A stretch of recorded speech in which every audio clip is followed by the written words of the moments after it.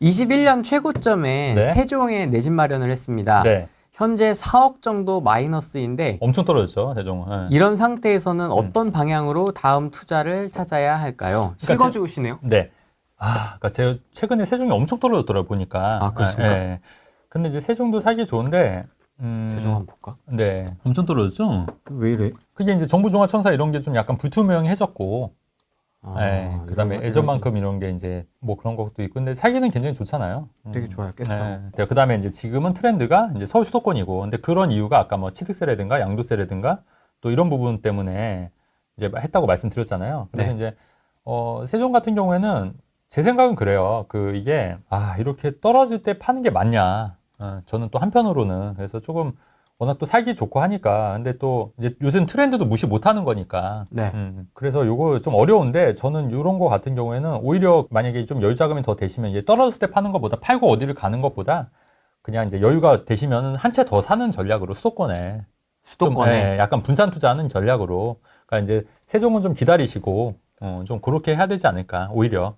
왜냐면은 이 세종만 갖고 있으면 이 격차가 더 벌어질 수 있으니 이제 수도권이나 뭐 서울에 하나 여유가 되시면 서울에 하나 더 사는 방법이나 근데 이제 그게 안 되면 어쩔 수 없이 이제 처분하고 가셔야 되는데 이 타이밍이 지금 좀 너무 안 좋다. 왜냐면 안 좋다 할 때 팔면 안 돼요. 이게 항상 느끼는 거지만 안 좋다 이런 기사가 나올 때 팔면은 가격을 절대 제 가격을 못 받아요. 그렇기 때문에 좀 안타깝다. 그리고 이제 제가 누차 말씀드렸듯이 세종에서는 예전부터 상담할 때는 제가 세종에 계신 분은 빨리 올라오라고 말씀드렸었어요. 왜냐면 이제 그 트렌드 서울 수도권이 더 빨리 갈 수 있기 때문에 그 말씀 많이 드렸었거든요. 근데 그럼에도 불구하고 이제 많이 가격이 떨어졌잖아요. 이거는 이제 사후 얘기거든요. 사후 얘기. 그러니까 사실 가장 좋은 건 사전에 다 미리미리 이제 포트폴리오를 짜는 게 맞아요. 근데 이제 사후 얘기니까 지금 방법이 없지 않습니까? 근데 지금 현상에서도 무리하게 팔고 가는 것보다는 좀 기다리시거나 오히려 분산 투자를 하는 걸로, 그러니까 다른 걸로 투자해서 좀 대안을 좀 쌓는 거죠. 네, 손실분을. 이렇게 지금 실거주 아파트 네. 한 채가 네. 많이 떨어진 상황에서 수도권 아파트 한 채를 더 사는 걸 네. 쉽지 않은 쉽지 않지만 해야죠. 되게 두려울 것 같거든요. 두렵죠. 두려운데 그래도 이제 뭐 담보대출을 일으켜서 좀 하거나 오히려 그러니까 대신에 이제 좀 무리하지 않는 선에서 해야겠죠. 무리하지 않는 선에서. 근데 그 방법밖에 없어요. 그래야지 다른 게 오를 때 이거를 좀 싸게 팔 수도 있는 거예요. 그래서 이제 탈출할 수 있으니까 일종의 물타기 전략이라고 하는 거죠. 뭐 물타기 주식처럼. 근데 안 그러면 요거를 팔고 다른 데 가기가 더 점점 어려워지니까. 그러니까 좀 대출을 받아서 한 채를 더 사는 전략도 저는 나쁘지 않을 것 같다. 그러니까 여기서 마이너스 난 거를 다른 데서 이제 메꾸자는 측면인 거죠. 제 얘기는. 무리하지 않는 선에서 물타기. 네. 대신에 이제 자금을 너무 무리하게 하는 것보다 이제 그거는 이제 개인마다 다를 거니까 그거는 이제 좀 의논해야 되는 문제죠. 그러니까 적은 돈에서 할 수 있는 것들이 무언가. 네, 그렇게. 근데 의외로 적은 돈에서 할 수 있는 것들이 많잖아요. 그렇잖아요. 의외로 적은 돈에서. 저한테 물어보시는 거예요? 그러니까 저는 모르겠는데요. 그러니까 예를 들면 그러니까 이런 거죠. 항상 얘기했지만 진짜 적은 돈을 할 수 있었던 거는 진천도 진짜 적은 돈을 할 수 있었던 거. 진짜 적은 돈으로. 그래서 이제 내가 세종이 만약에 마이너스 2억이다. 근데 다른 거에서 이게 보완이 되면 과감히 정리할 수 있는 거잖아요. 과감히. 예. 일종의 물타기 전략으로라도 그런 방법도 있다. 근데 이제 이거는 굉장히 어려워요, 사실. 결정하기도 그렇고 어렵다. 어렵지만 그런 방법도 있다. 동부 화물터미널이나 상봉터미널 이런 거를 이제 개발하겠다는 거예요. 왜 합정동에 메세나폴리스인가? 저거 좋아합니다. 네. 그러니까 그것처럼 되는 거예요. 네, 그것처럼. 그러니까 그렇게 이해하시면 돼요. 그럼 어디냐면 여기가 서울 서부트롯터미널, 남부터미널부터 해서 뭐 양재터미널 이렇게 있지 않습니까? 요런 데 위주가 나중에 이제 분양도 할 거야. 일반 분양도. 요런 데. 주상복합으로. 그래서 요런 거 관심 갖고. 그 다음에 합정동의 메세나폴리스가 사실은 그 안에 그 구역 지정되면서 옆에 단독주택들도 그게 포함이 됐었던 걸로 기억을 하거든요. 그 단독주택들. 근데 그런데 샀던 사람들도 대박이었을 거예요. 아마. 일주권을 받는 거니까. 그럼 이제 요런 기사가 나왔지 않습니까? 그러면 이제 서울에 좀 관심 있고 하면은 좀 요런 것도 좀 눈여겨보시는 것도 괜찮아요. 제가 서쪽 지역은 많이 네. 왔다 갔다 하니까 네네. 합정도 네. 거기 장비 렌탈하는 데가 있어요. 네네. 그 메세나폴리스 네. 뒤쪽에. 네네. 그래서 종종 갔었는데 네. 되게 멋지잖아요. 네네네. 웅장하고. 처음에는 어떻게 돼 있었습니까? 그 단독주택이라는 이런 거 있었던 거예요. 그냥 네, 그렇죠. 네, 그냥 처음에는. 재개발 촌같이 돼 있었던 그렇죠. 곳이에요. 네. 근데 그렇게 멋있게. 그래요. 또 그 맞은편에 또 있잖아요. 네. 그 옆에, 한강 프루지오인가? 맞아요. 뭐 있지 않습니까? 맞아요. 또 큰 것도 하나 있고. 그러니까 그거를 이제 보시려면 어떻게 하면 되냐면 로드뷰 보시면 돼요. 로드뷰. 아, 옛날 거? 옛날 걸로. 아. 로드뷰 보면 다 나와요. 로드뷰 옛날 걸로. 과거. 그래서 저도 그거를 한 10년 이렇게 지켜봤잖아요. 단독주택도 있고 빌라 있고 이런 거부터. 근데 그런 거는 이제 되는 거고 아마 여기도 이제 그 주변도 약간 개발이 될 수. 왜냐면은 이게 딱 그것만 되는 게 아니라 또 모르겠어요. 그 흡수될 수도 있거든요. 그게 붙어 있는 데는. 그러니까 그런 것도 한번 좀 눈여겨 보는 거는 어떨까. 대신에 이런 거는 좀 장기 투자용으로. 그러니까 저는 이런 부분은 좀 투자적인 관점에서 말씀드린 거예요. 그래서 좀 힌트를 드리자면 메세나폴리스를 한번 가보시고 그 일대를 한번 보시고 로드뷰 한번 보시고 그러니까 그게 이제 과거와 현재와 미래가 다 나오잖아요. 그리고 이제 요거는 이제 미래를 이제 상상하는 거죠. 예, 과거와 현재와 미래를 그렇게 하면 또 부동산으로 돈 벌 수 있는 게 어렵지 않다. 그런 맥락에서 말씀드린 거예요. 그러니까 여러분 기사를 그냥 딱 보지 마시고 어쨌든 이게 개발이 되면 그 일대는 좋아지는 거잖아요. 그러면 이제 내가 여기에 들어갈 수 있는 방법이 뭘까? 그 다음에 이 주변에 혹시 뭐 기회들이 있을까? 이런 걸 찾는 거죠. 그러니까 그렇게. 이걸 이런 게 아니고 투자 아이디어를 어떻게 찾아서 그렇죠. 이 생각의 디벨롭을 어떻게 하느냐. 그렇죠. 요거죠. 네.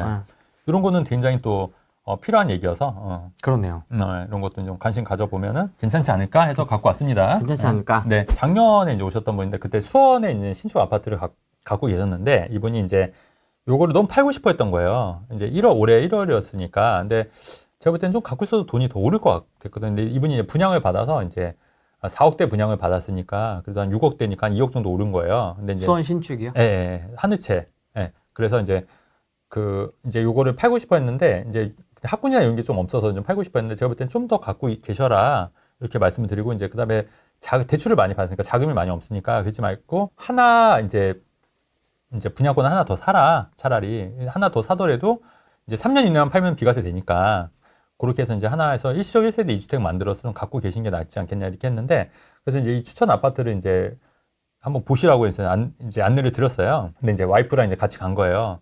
근데 갔는데 와이프가 너무 싫다고 학을 떼고 뭐를요? 그 신규 분양하는 아파트가 별로라고. 그래서 이제 아니 그 판단이 별로라고요? 아니요. 그 아파트가 그 별로라고? 판단도 별로고. 아, 둘 다? 둘 다. 올해 1월이었어요. 아파트도 별로고 그분 전문가 맞냐고 어떻게 이런 아파트를 소개해 줄 수 있냐 이런 식으로 했는데 이제 이분은 그래도 저랑 이제 계속 2년을 이제 연락을 했던 거예요. 근데 최근에 또 오셨는데 이제 또 다른 데 이제 그래서 수원 하늘치는 수원 아파트는 안 팔았어요. 근데 이제 이것도 좀 한 1억 정도 오른 거예요. 그 사이에 이제 안 팔고 했더니 왜냐면 그때보다는 좀 올랐으니까. 그렇게 했는데 이제 다른 아파트를 봤는데 이런 데도 이제 많이 이제 오르니까 막상 또 팔고 갈 때가 이제 만만치 않은 거예요. 그래서 저한테 다시 오셨길래 그때 그 아파트 좀 나쁘지 않은 것 같은데 근데 이제 와이프가 너무 싫다는 거예요. 그래서 제가 그 와이프한테 그때 작년에 1월 달에 갔던 거라고 얘기하지 마시고 새로운 데라고 다시 한번 가보시면 안 되겠냐고.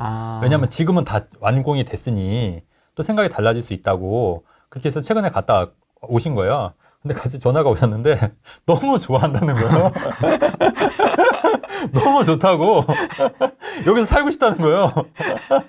1년 만에? 1년 만에.